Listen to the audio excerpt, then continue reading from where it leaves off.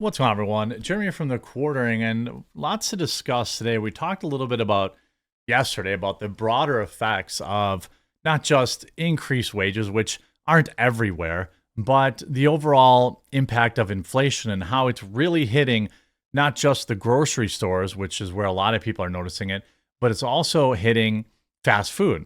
For some reason, kind of like the mid tier, when I say fast food, I suppose I'll define that as like McDonald's, Arby's, Wendy's, these things with a drive through for the most part, Taco Bell. The prices, if you've been paying attention, have gone completely insane. Some areas it's $18 to $22 for a Big Mac extra value meal.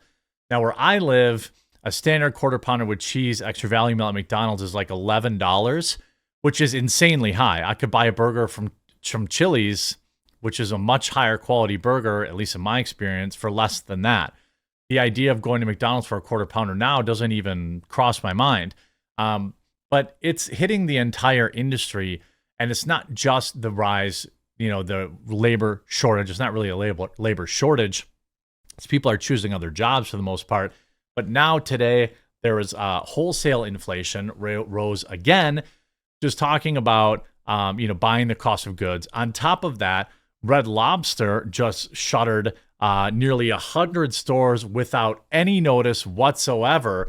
Thousands of workers immediately laid off without warning. I mean, this stuff is sad. I can't say I'm like a Red Lobster guy, but the idea that like McDonald's is putting out this press where it's like, hey everybody, we're gonna have a $5 extra value meal. Please come back. That's how much they cost. I mean, $5. Back when I was younger, every extra value meal was under $5. They were like $3 to $4, except maybe like the double quarter pounder meal might have been $5. Okay, but that makes sense because that was a lot of beef. And we saw videos going viral of shrinkflation yesterday, where Big Mac patties are thinner than the pickle slice, things of that nature. Well, things get worse as this morning you see Bidenomics wholesale inflation rose by another 0.5%, which is far more than expected.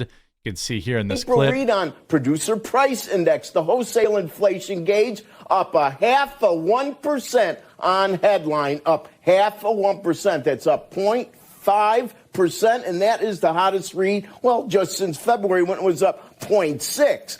So it sounds like a small number, 0.5, 0.6, but this stuff is stacking, and it's not going anywhere.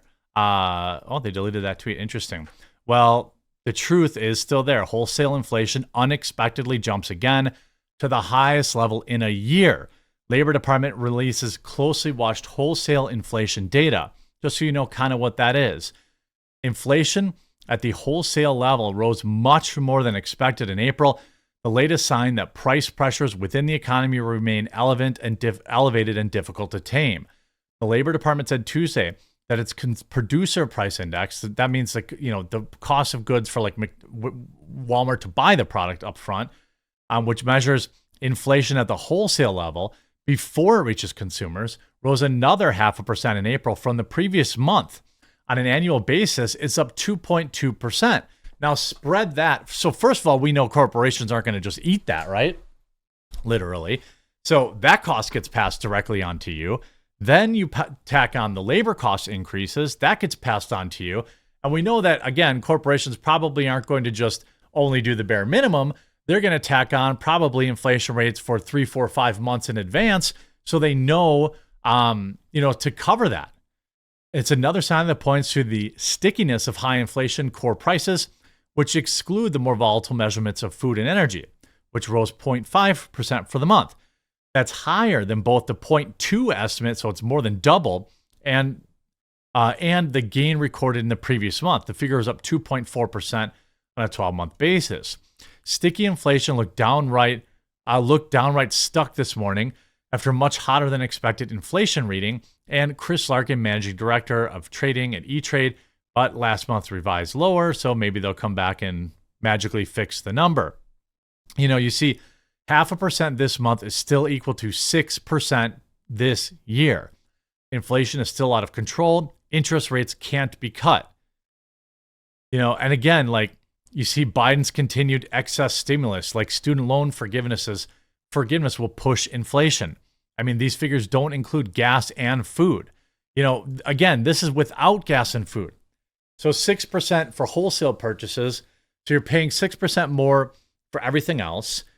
You're paying God knows how much more for gasoline or for groceries I'm sorry, not groceries, but, utilities and things of that nature. It's across the board.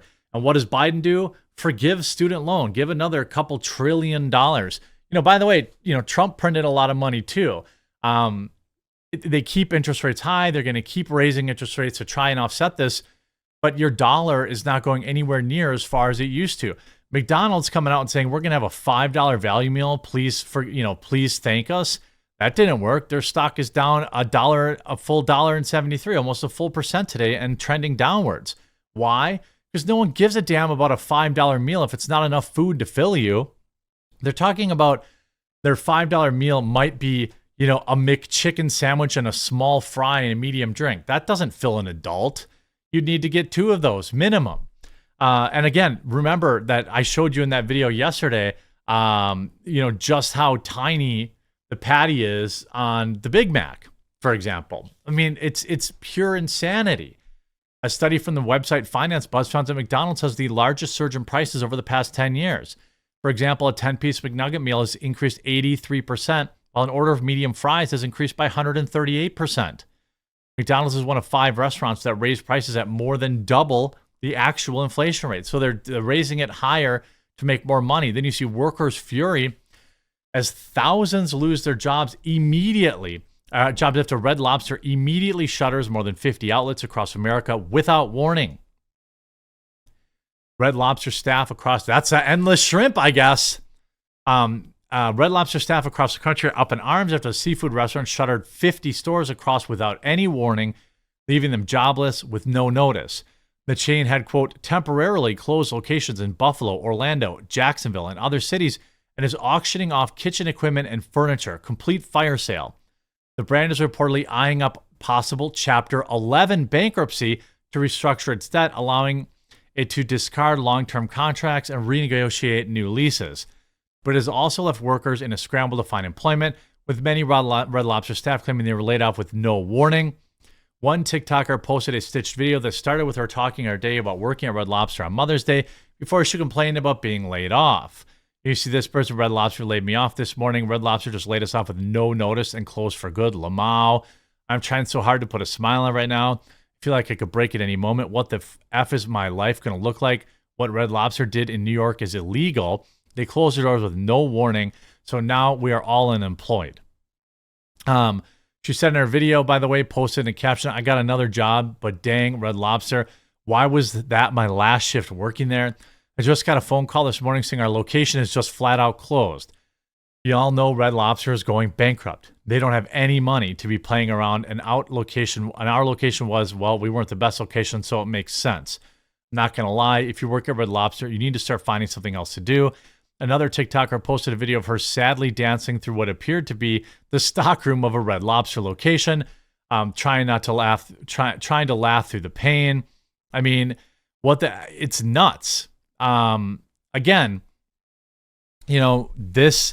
it's not always, the states mentioned, by the way, here aren't the states that you automatically think of when you think of the high minimum wage prices. Now, I don't know what the minimum wage is in New York off the top of my head, but when you think about some of the places that have kind of like insanely high minimum wage, you think of like California, right? But that's not where they're closing these stores. Now, I don't know. Ultimately, sometimes bad companies just close. It's not always related to this. It's not always, so easy and so clear to see exactly why things are falling apart. You can see the fury comes after the company last year reported a record loss of $11 million, which its CFO partly blamed on its unlimited shrimp deal.